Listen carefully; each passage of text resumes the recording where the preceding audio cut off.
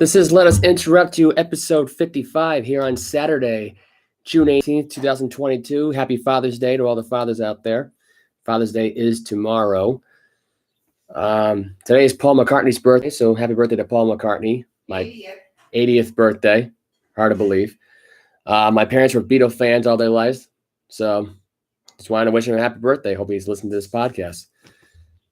Anyway, now we got that out of the way. We got some sad news, unfortunately, to lead off with today. I actually just got this as I was actually coming into the house. The former WWE official Dave Hebner had passed away. I think he passed away as of 6 hours ago. I just got the article from my friend Mike, who is not here with me tonight. So again, thank you, Mike. Really appreciate the article there. He also gave me the article about Vince McMahon getting released as CEO, stepping down for a little bit, including until his investigation comes to an end. We'll talk about SmackDown and how it really was only one thing on the show to really talk about, which was the main event and the aftermath of the main event, with Brock coming back after Roman retained his title over Riddle. Celtics losing the NBA Finals. There's a lot to get into here, really. But I'll start off with the Dave Hebner story pretty quickly here. I'm not going to go into deep with it too much. For anybody who doesn't know who Dave Hebner is, he is I think I would say he's the younger brother, I believe, of referee Earl Hebner. Earl Hebner, who was famous for the Montreal Screwjob, the two-win referee during the Hulk Hogan title match back in 1980s. I believe it was when he had to face Andre the Giant, I believe. I think it was a match against King Kong Bunny that happened. I think it was a referee switcheroo. Earl Hebner got replaced with Dave Hebner, and then Hulk Hogan said it's a conspiracy. They're clones or whatever. But anyway, that was the story. That he was part of a variety of wrestling companies: NWA, WWF, WCW. I think at the time, I don't believe Earl Hebner was at the WCW though. He might just stick with WWE and TNA. I think a little bit with AEWA as well with his brother Dave. But Dave passing away. I think he was I think he was 71, I believe. 72, if I'm not mistaken by age. Yeah, anyway. So condolences to the friends and family for Dave Hebner. Very sad time now at this point. Speaking of sad, pretty sad week if you're a Boston Celtic fan like me, who watched the Celtics completely crap the bed, choke, lose at the NBA Finals Thursday night against the Warriors. There will not be a Game 7 on Sunday, as the Warriors 1-6 in Boston. Steph Curry got his first Finals MVP. He's got a bunch of accolades now. You can add onto the list now. 8 All-NBA team, 2-time MVP, NBA Finals at least 4 times now. He's now 4 in, I believe, 2 now in his career. The team's been in the NBA Finals 6 out of the last 8 times. And he finished off with a pretty good performance last Thursday night, 34 points. I was going to do a live post-wrap for this from last night, but I decided to do the episode today and added on with the episode that was on today. But yeah, Curry went off in this game. Was probably the best player in the entire game. 34 points, 12 for 21 shooting, 6 for 11 for 3-pointers. There's not much else to say here. He had 7 rebounds, 7 assists. He was the best player on the floor. Klay Thompson had 12 points, 5 for 20 shooting, 2 for 8 from 3. He just completely is not the same player since coming back from the injury. But yeah, this was all about Curry in this game. Draymond Green probably has his best game, I would say, but along with Game 4 and Game 5. But this was probably one of his better games here. 12 points, 12 rebounds, 8 assists, 5 for 10 shooting, 2 for 5 for Green. Porter had 6 points. And Wiggins had 18 points. This is Wiggins' first NBA championship after his time with Minnesota, now with the Warriors. So go figure. He improved a lot with the Warriors as well. The Celtics, however, I'll just tell you this one right now. It was all about Al Horford and Jaylen Brown. They were the only two that really showed up in this game. You could put Robert Williams in that conversation as well with the amount of blocks he had in the game, the amount of rebounds he had in the game, which was 7. He had 10 points in the game, 33 minutes. If he was in there for 40 minutes, they would have had a better chance. I think subbing in Derek White for Robert Williams is a stupid idea, especially when Robert Williams is an enforcer. I think Derek White, who did nothing in this game of note, only had 2 points, 1 for 6 from overall in the game, 0 for 2 from 3. Williams had one 3-point game. He got a foul, a layup and one, made the free throw. That was the end of that. But yeah, this was really about Jason Tatum. Just joking. Jason Tatum quit in this game. He only had 11 points in the first half, had 2 points in the second half. It just was a complete sad NBA Finals. You want to talk about the saddest NBA Finals performance? That was it right there in that Game 6. And, people were going to say the Celtics started to fall apart in Game 4. I didn't believe it at first. I thought to myself, you know what? They'll regain their composure in Game 5, and even though they're heading back to San Francisco, and you know what? They'll finish it up in Game 6 in Boston. And boy, was I wrong. They not only lost Game 5, they lost Game 6 at home against the Warriors. And I liked the Warriors in the beginning because they were beating up on LeBron James. It was pretty easy how they beat up on LeBron James teams every time, even though they lost one of those games against them, one of those NBA Finals series against them in dramatic miracle fashion. But they were able to regain their composure and get Durant and win 2 more with Durant. This was probably the first championship without Durant, which I believe that is true, because the last 2 times, I would say, this was the second time going back to the NBA Finals. The last time they were in the NBA Finals, they lost in 6 games against the Raptors, and at the time, Kawhi Leonard was on the team. But yeah, the Celtics just choked in this game. This Jaylen Brown tried to resurrect this team. He had 34 points on his own as well. He had 7 rebounds, 3 assists. Tatum just did not want the ball. I mean, he was practically avoiding getting open. He was basically hiding in the corner, not really doing much of anything in his game to note. And that was it. Your bench performance players, if your Golden State showed up. I mean, they had Jordan Poole with 15 points. He was 5 for 12 shooting in the game, 3 for 8 from 3. Gary Payton II had 6 points in the game, 2 for 6 overall shooting wise. He was 0 for 2 from 3. Had 5 fouls in the game. So not really much note from him there, other than the fact that he kept fouling people. And at one point, he was in the game for about 5 minutes, and he had 4 straight fouls in the first 5 minutes of him being in that second half. I mean, he really wasn't used much in the first half, but in the second half, though, it was just straight up foul. I'm thinking to myself, what am I watching? Is this guy trying to foul out? Anyway, but yeah, that was pretty bad, pretty embarrassing to say the least. If you're a Celtics fan, that you had that embarrassing loss at home. This is another choke fest. And I don't know what the common theme here is with the Celtics here and why they seem to lose these big-time games at home. I just don't get it. I don't get the logic behind it. They have a chance to close it out or extend the series, and here they are, and they completely embarrass themselves. I mean, it's not good. It's not good for the Red Sox to have. I'm sorry, not the Red Sox. Sorry, the Celtics to embarrass themselves like that. I'm sorry. The Red Sox are losing right now too. That's why I'm looking at them and just said their name by accident. But the Celtics look bad. This was not a good performance, and the Celtics choke very easily now. This is a very chokeable team. I knew in that moment where, right in that fourth quarter late. I mean, it was with Steph Curry nailing that 3-pointer after the Celtics kept battling and trying to battle, and Curry just had the ball. Curry was unstoppable. I mean, he shut this Celtic team down in that fourth quarter. There was no coming back from that. And this is the Warriors' 4th NBA title in 8 years. Curry's actually getting his jersey retired in Davidson, so he had his jersey hung up today after they won the finals. His retirement from his jersey in Davidson was yesterday. So again, good for Steph Curry, multiple-time All-Star player by this point now. I think he was the All-Star MVP, this year too, if I'm not mistaken. So he did a lot this year. Was the most valuable player in the All-Star game in Cleveland, NBA Finals MVP in the NBA Finals here. Broke this 3-point record in Madison Square Garden against the Knicks, and I think it was like early November, early December, I think it was. So a lot that he did this past NBA season for that team to accomplish that feat. And for him to accomplish what he accomplished this season, I mean, that adds a lot to his resume. And he's a future Hall of Famer. There's no question about it. He is a future Hall of Famer. He deserves to be in the future Hall of Fame conversation. So again, congratulations to the Warriors. Disappointing feat for the Celtics. But yeah, that's it. So Vince McMahon, I got to get into this story. Vince McMahon has had an affair. He had an affair with some girl back in 2019, from 2019 to 2022. Apparently, it's been made public.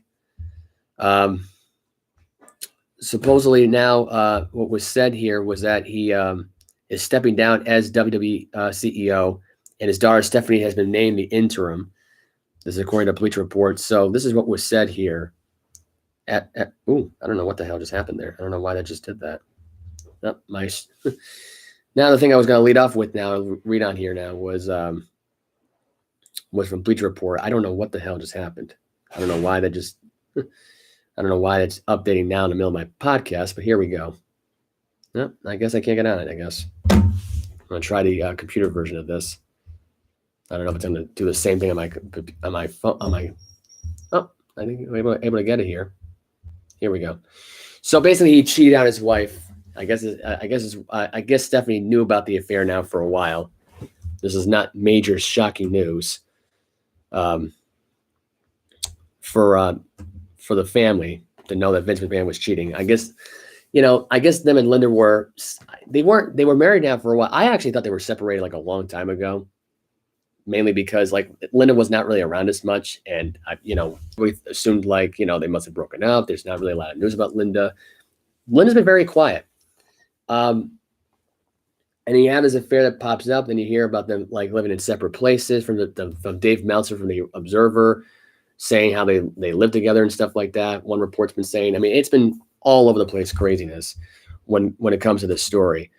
Very surprising to hear that. I don't know what's going on with my Facebook today. It's not really allowing me to do anything here. Here we go.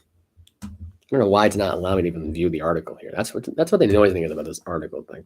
Anyway, but back to the Vince McMahon story. I heard this story, and the first thing I hear about this is this doesn't surprise me. Just another millionaire, billionaire who takes advantage of a young girl, or in this case, basically the young girl taking advantage of an old rich guy, who in this case right now, I guess her salary went up from like $100,000 a year to $200,000 a year, so she got a $100,000 raise. And I guess he didn't want the affair to go public, so he paid her $3 million for basically $3 million hush money, gave her $3 million to keep her mouth shut, so it wouldn't go public. Unfortunately, it went public here.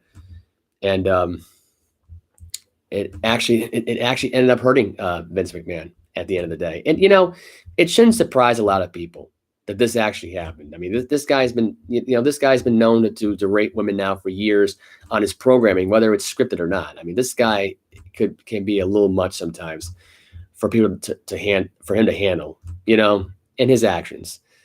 And really just how he just berates his power around women. And, this time around now, it ended up coming back and biting him. It makes him look bad as a businessman. Overall, it doesn't help that this happened. But, what can you do? And you got to hope. I mean, this is me. It's the end for Vince McMahon as CEO of the company. A lot of people are going to probably say no. A lot of people are probably going to say he has a job when he comes back. This investigation is going to die down in the end, and Vince is going to, take over. But I look at it like this. I can see this being the end of Vince McMahon as a CEO. I don't know what it is. I have this funny feeling that his reign of terror as the chairman of WWE is officially over, because chairwoman sounds like a nice title for Stephanie McMahon. And especially for Stephanie, for a person who left WWE, just basically took a leave of absence saying, I'm stepping away from WWE for a while. And for her to get a CEO power, I mean, that just came completely out of nowhere, especially for somebody who knew about the affair going on, who knew what was going on behind the scenes. And really, it looked like Nick Khan was just sneaking in for the kill and just take Vince McMahon's company right out from underneath him. Because I can tell you right now, I mean, I don't think Stephanie aired that out. I think that was exposed by Nick Khan. Maybe John Laurinaitis spewed it out to the wrong guy and he made it public. I think because this had to come out at some point. This didn't come like for Stephanie to know about it. And I don't think she would try to expose her father. I think the story was already brought out at that point. So what was the sense of hiding it and denying it? When she knew about the affair and stuff like that, because this was all over Bleacher Report, CBS Sports News, that they've got this all over track right now. I wish I could open up the article. And I mean, honestly, at this point, it all says the same thing. Stephanie McMahon's going to take over the CEO job. I'm just surprised at this point that she took the job right away after this happened, because I have a funny feeling that this was going to go to Nick Khan, the guy who didn't have any idea that a UFC pay-per-view was happening the same weekend as Money in the Bank in the Allegiant Stadium. So that's the same guy, by the way, that probably could have aired out that bullcrap. And look, I mean, it could have been easy payback. Vince McMahon probably got underneath his skin about it, saying, how could you not know that UFC's having the same pay-per-view that same weekend? And that's why I got changed to the MGM Grand Arena, which, by the way, is another smaller venue for Vegas. So he probably figured, okay. And then this story comes out a couple weeks later after that happened. For that to happen, I feel like Nick Khan broke it out because, I mean, for Nick Khan to become a close friend of Vince McMahon, the whole thing just felt weird. Like they didn't know each other from anybody. And all of a sudden you hear about this guy and you hear about, because he's not really that close with Vince McMahon. It's not like they've known each other for over decades. And maybe they have. Maybe I just missed it. I don't know. But to me, it seems like Nick Khan, it seems like a kind of move that Nick Khan would get even with somebody and say, well, you know what? Vince McMahon wanted to expose me. Well, I'm going to expose him. You know, I think this girl came out public with it, obviously, and I think told Nick Khan about it. Because, I mean, Vince McMahon's not really behind production almost every week with Nick Khan. So, you know, I feel like it was more like a power struggle move. And the only reason why you bring back Stephanie in this case and she becomes a new chairwoman of WWE is because, you know, it's the family business. It makes a lot of sense. You're not going to give it to some random stranger like Nick Khan, who hasn't really been part of the company now for more than a year, really. Actually, he's been with the company for over a year, really, not long enough for him to be the next chairman of the company. And especially the guy can't even figure out what's going on with pay-per-views and stuff like that, and how to book shows and basically how to put a show together overall. I mean, it just, you know, I think it's incredibly, it wouldn't surprise me if someone like him snuck behind Vince McMahon's back and stabbed him in the back and let the story air out. And force Vince McMahon to pay $3 million to that woman, because I don't think he you know, it's got to hurt Vince McMahon to even drop $1 million. Never mind $3 million for a guy who's almost a billionaire now at this point, for him to drop that much money. But for Nick Khan, if it was possible, I could see it. I could see Nick Khan realistically doing that to Vince, getting even with him, call him out for his crap. You know, I mean, it's shocking that Vince McMahon is no longer the CEO right now. He's stepping down, letting Stephanie take over. I don't think Stephanie is going to relinquish that spot. And I don't think Vince McMahon's going to want to rush back into WWE production. I think he's all the negative press and all this stuff right now. How can you come back from that at this point? You paid somebody $3 million to shut your mouth. And the fact of the matter is, you haven't denied it. At least Jerry Jones denied about the fact that he had a daughter that nobody knew about, and denied about the money that she paid her. Look how dead that story was. This story right here, the fact that it takes somebody to step down as a CEO from a major wrestling company, I don't see Vince McMahon getting right back in very easily. I just don't think that's going to happen. I don't. I really don't think it's going to happen. Staying with the WWE subject right now, Roman Reigns was able to retain his title last night against Riddle. I did not watch the match. I didn't really watch SmackDown overall. I just can tell you right now that Riddle and Roman Reigns went one-on-one. They went at it for about 10 minutes. Roman retained his championship. Roman went on the mic saying, like, oh, there's no one left. There's nobody left, Paul. I told you all I'm going to defend my belt and then leave, so now we're leaving now. But before I go, Minneapolis acknowledged me. He did his little spiel. Brock's music hits. And Brock Lesnar comes out, goes face-to-face with Roman Reigns. And then he F5s the entire bloodline. He F5s Roman Reigns. He F5s Jimmy Uso. He F5s Jey Uso. And now there's going to be a match at SummerSlam. This is also according to Bleacher Report, that they will have a last man standing match at SummerSlam in Nashville, Tennessee. So we're going to see Cowboy Brock Lesnar and the Tribal Chief go at it one more time in a last man standing match. And I'm going to tell you this right now, and I'm going to say this just for the hell of it here.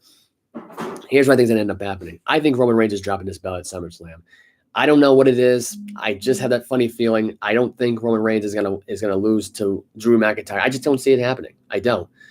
I can see Brock Lesnar becoming undisputed champion, or in this case here, going after one belt maybe, right? and Roman just keeps the other one and drops the other one at that pay-per-view. Or he drops both belts. I don't know. I can see him dropping both belts to Brock Lesnar at SummerSlam. I don't know what it is. It's kind of even right now. There's SummerSlam matches because they're 1-1 technically at SummerSlam. Even though Brock Lesnar won a fatal 4-way in Roman, that's the only reason right. He's got a record against Roman at SummerSlam. But I mean, at this point, he's already lost to Roman at WrestleMania. That's when Roman became undisputed champion. Now Brock wants his belt back. The fact that this is not happening at Las Vegas and Money in the Bank, but it's happening at SummerSlam, kind of surprises me. I know Money in the Bank is not a big time pay-per-view, but the venue they're doing it in, Las Vegas is a big venue. No matter if they do it at MGM Grand or the new Las Vegas Raiders Stadium. I don't know. To me, I don't know. Like I don't know why they're not doing it in Vegas. To me, it would have been a much better match. You could have done a joint pay-per-view where you could have had UFC and WWE going on at the same time, same night. Like you could have done both. Or you could have done a UFC pay-per-view at 7 o'clock at night. You could have had them do their show to like 9, 10 o'clock. Have WWE do like a 2-hour, 3-hour pay-per-view because you really don't have a show that's built for 3 hours for this pay-per-view. You don't really have it, right? You don't have a lot of matches set up for the card. You just have you have two Money in the Bank ladder matches, and that's all you have. I don't think there's really another match happening in this pay-per-view. I can't think of one other match happening in this pay-per-view. And they have less than a week to figure out this pay-per-view. Or actually 2 weeks, really, to figure out this pay-per-view. So, but yeah, they have SummerSlam figured. They have the main event. They have Brock Lesnar one more time versus Roman Reigns and the last man standing match for the Undisputed Championship. I like the match idea. I like the match quality. I don't think anybody from the bloodline should get involved in this match because to me that would ruin the match, even though it is no disqualification. It is last man standing. I just don't think it'd be the best idea. And I think Brock Lesnar is going to win that belt, is going to win both those belts.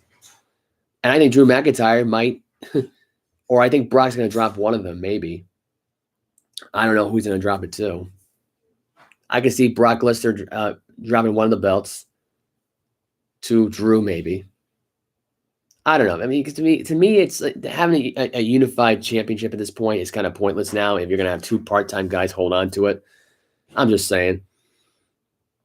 But yeah, it is for it is apparently it is. I don't know if it said for Universal Championship though or Undisputed Championship right now because I can't open up my Facebook right now in this moment to check.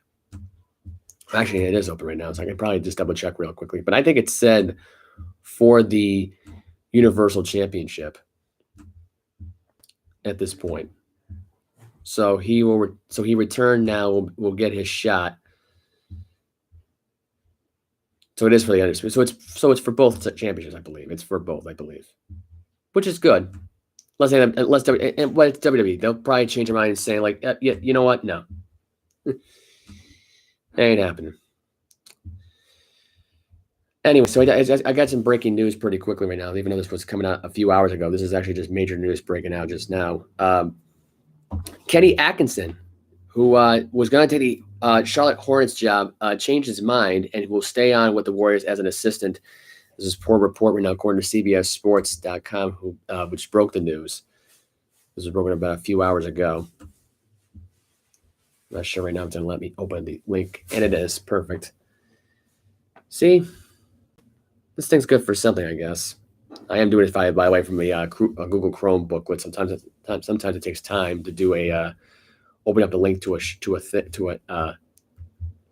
story on here while doing this live.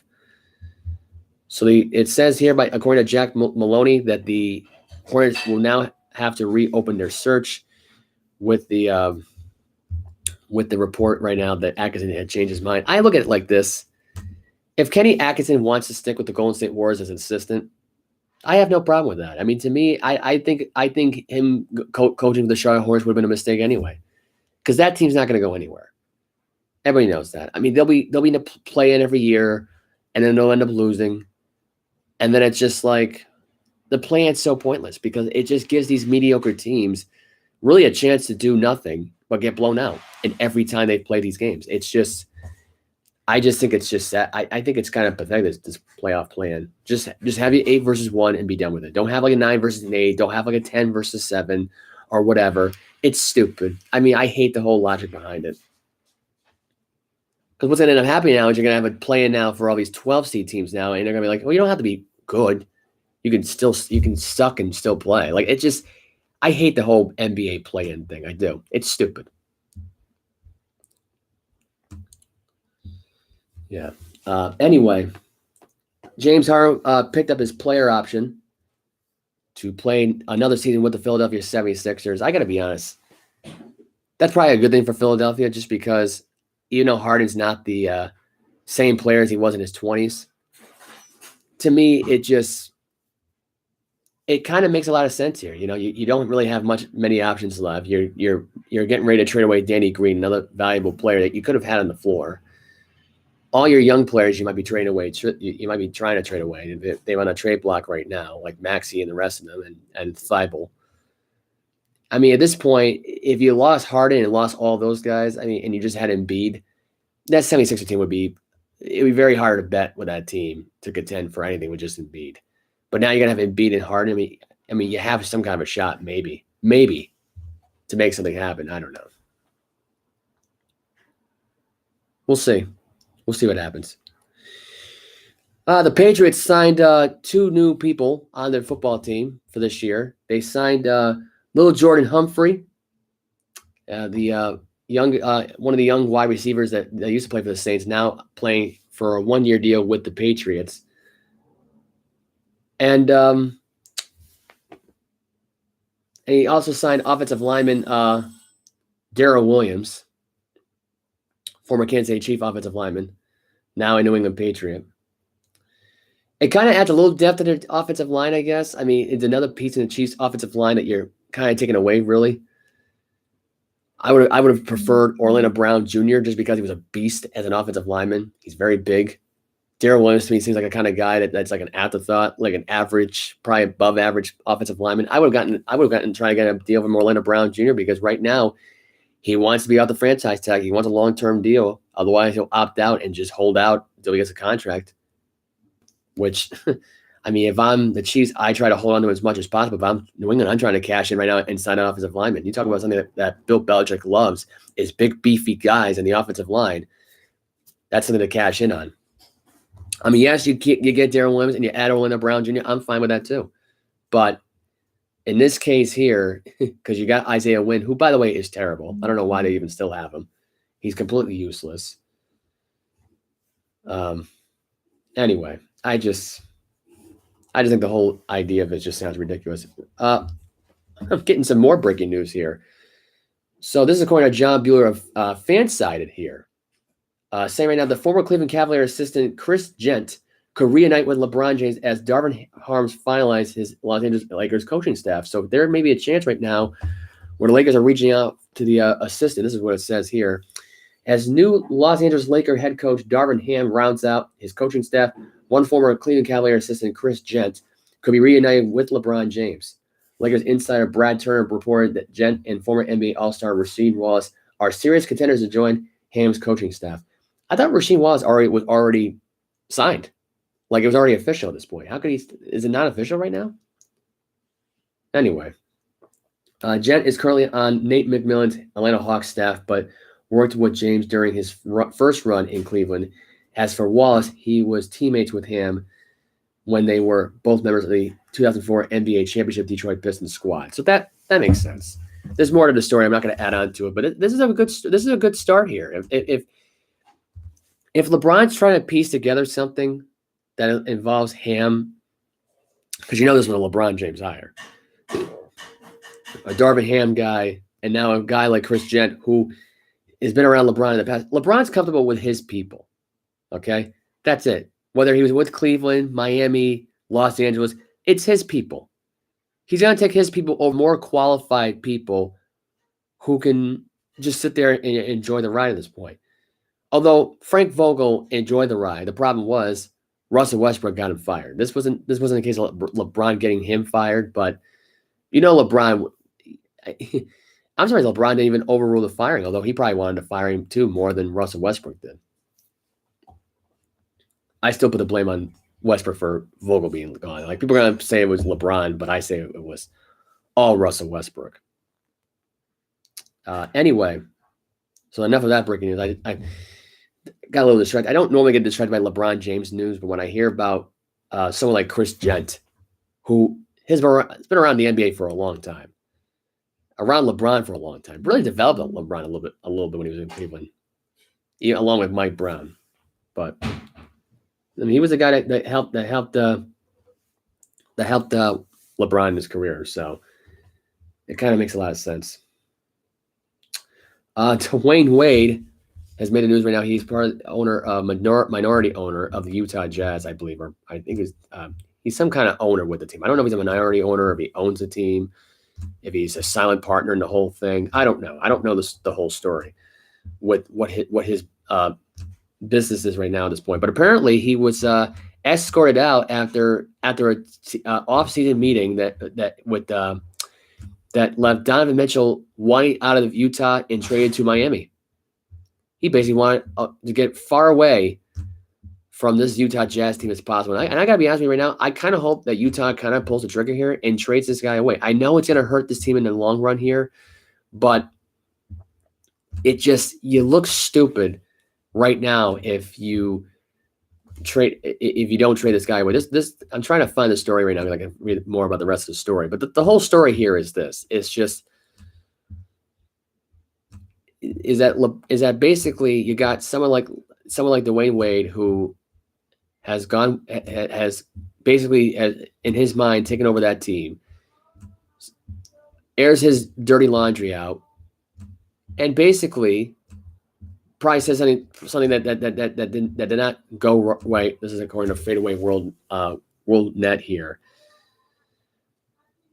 So this is what the story was saying right now. But going over what I'm thinking right now with Dwayne, what he would probably say was he probably said something that he probably didn't.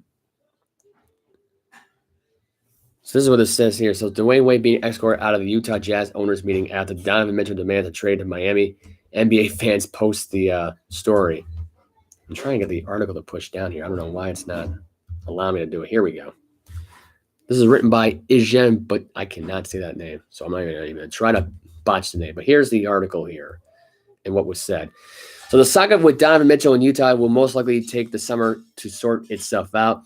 The only two possible situations for Mitchell right now are to either stay with the team or demand a trade elsewhere because he will still be under contract for a couple of years. Many teams around the league have been linked to Mitchell with his discontentment. I hate these stupid freaking ads that pop in this computer. Jesus. Excuse my language, but this is annoying. Becoming more obvious. Now that Mitchell's choice of coach Quinn Snyder has resigned from the team, franchises around the league are keeping tabs on the situation around Spida, which is the nickname for Donvan Mitchell. One of the teams are aggressively linked to Mitchell is the Miami Heat, who may be willing to part with young talent to allow the Jazz to enter a rebuild while bringing Mitchell to team with Jimmy Butler, Bam Adebayo, and Kyle Lowry, and others. Considering Miami legend Dwayne Wade is one of the part owners of the Jazz, a fan jokingly made a tweet about Wade being thrown out of the owners meeting because the Heat Mitchell rumors, which these are rumors. I don't believe that. I mean, Dwayne Wade could have been thrown out. It doesn't surprise me. I feel like Dwayne Wade now at this point has changed. Like he's not. His whole persona is weird since his daughter trains. Is basically changing genders or whatever the case may be. But it just. I wouldn't be surprised if he said the wrong thing. Wouldn't be surprised. The tweet is obviously hilarious and is clearly a joke, which I guess is not a real story now. Kind of figured. I was kind of hoping it was true, but even though Dwayne Wade is one of my favorite players, Dwayne Wade seems like a kind of guy that he would get thrown out of a team meeting and go way off base here and force somebody to leave because his ego gets in the way sometimes. It happens. Is Mitchell actually linked to the Heat, or is this something that the rumor mill has churched out because it is a realistic destination? I think it's a realistic destination. I don't see why at this point, because here's another way of looking at it. Dwayne Wade and maybe some of the owners, maybe the team president got Quinn Snyder did we let go because I think they've already lost faith in Donvan Mitchell anyway for this team. You talk about a team right now that had everything going their direction with not having Luka Doncic in the first round of the playoffs, practically out for the first 3 or 4 games, and you lose 2 games and go down 2-1, and then you you win game 4, you lose game 5, and you don't show up for game 6.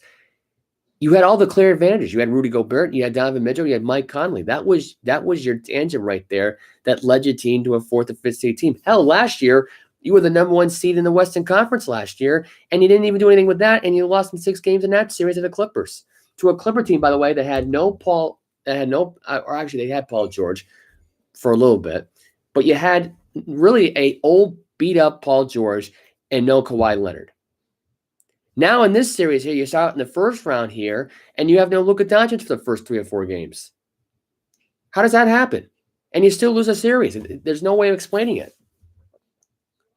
But you want to know something right now? There's more to the story here that people aren't saying, and it's kind of disappointed that no one's gotten to that point. I mean, I don't know how you don't say to yourself, "Gee, maybe I should just like get in a more aggressive fight with Dwayne Wade to force myself out of Utah." Because at this point, my coach is not here anymore. I don't get along with Rudy Gobert anymore. I don't really get along with anybody here anymore because my coach is gone. The guy who I've played with for the better part of 6 years is gone. What's the point of me being here? There's no point of me being here. I can't win a championship with this team. Why am I still here? I mean, it's not like he's got a lot of local ties with Utah at this point. He's better off going to play for the Miami Heat. A lot better off going to play for the Miami Heat. And I think he should. I think they should trade him to Miami. At this point, trade away some young talent that you don't need, that clearly I don't think is going to help you win a championship anyways. I think this team relies on the old veterans so much, and they do better than the young players do anyway. You add him on there, why not?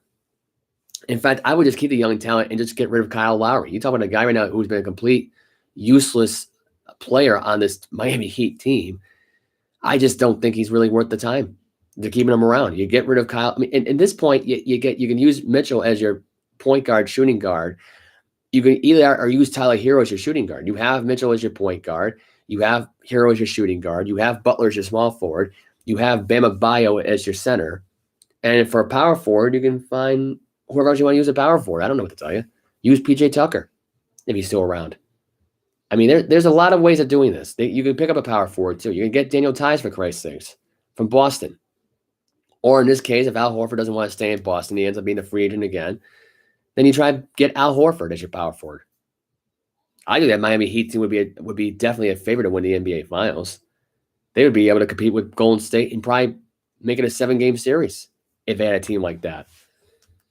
I kind of hope it happens.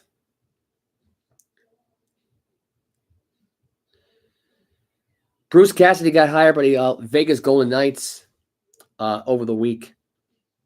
And Frank Tortbella got hired by the Philadelphia Flyers. This is all in hockey related, by the way. The Bruce Cassidy, who was originally fired by the Bruins, now hired by the Vegas Golden Knights. And Tortbella, who I believe I think he left New York, I guess. I don't think he was actually fired from the Rangers.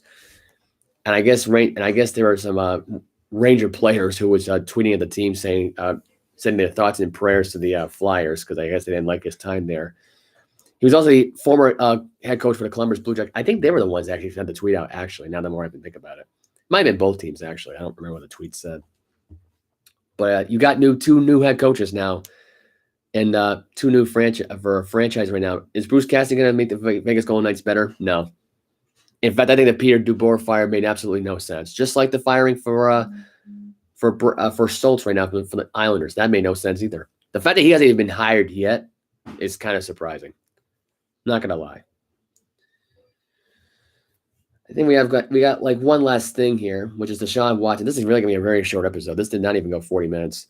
Deshaun Watson right now, according to some reports right now, according to Black and White Sports Network right now, who broke out the story along with CBS Sports and along with many other content who have released the story. Deshaun Watson is looking at a year suspension at this point, probably even longer.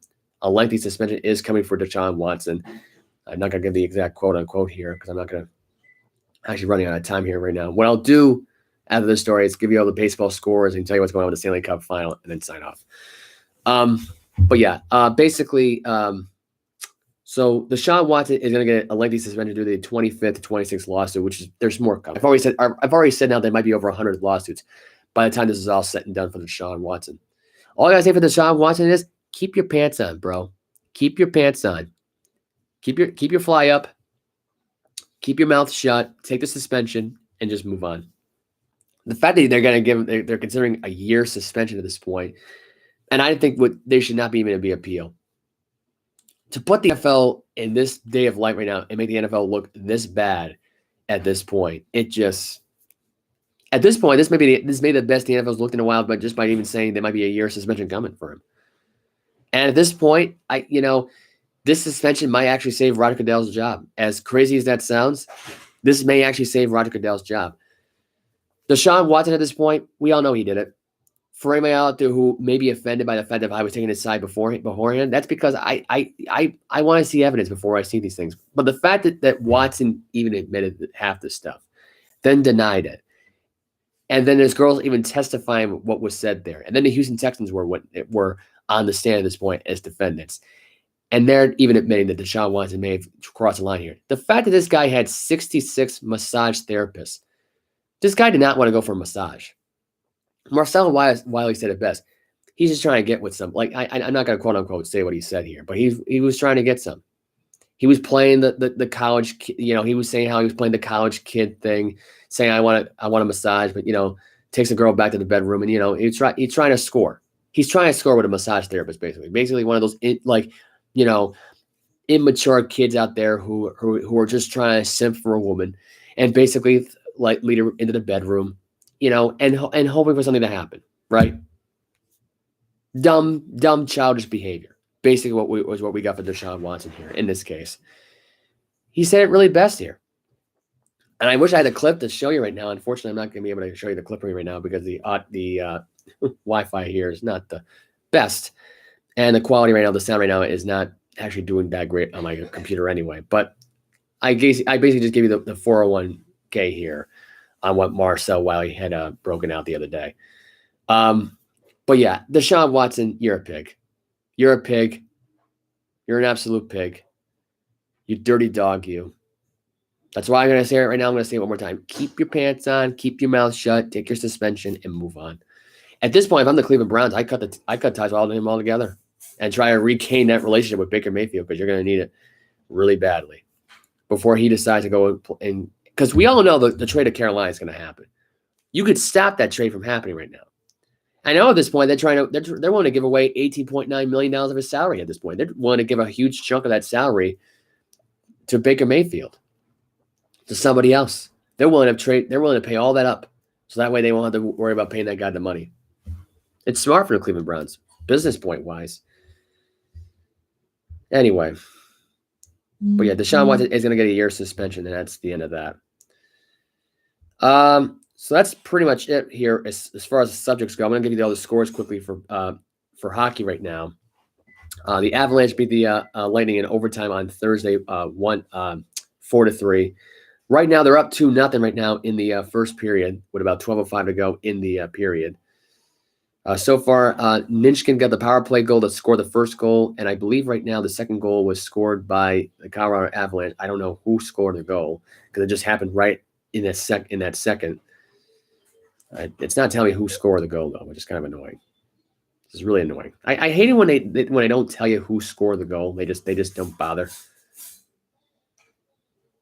Might have to refresh the page here and just close everything out here and refresh it again. But it is 2-0.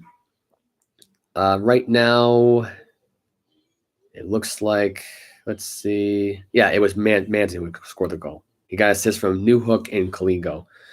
Ninchkin got an assist from Borfakoski and Newhook.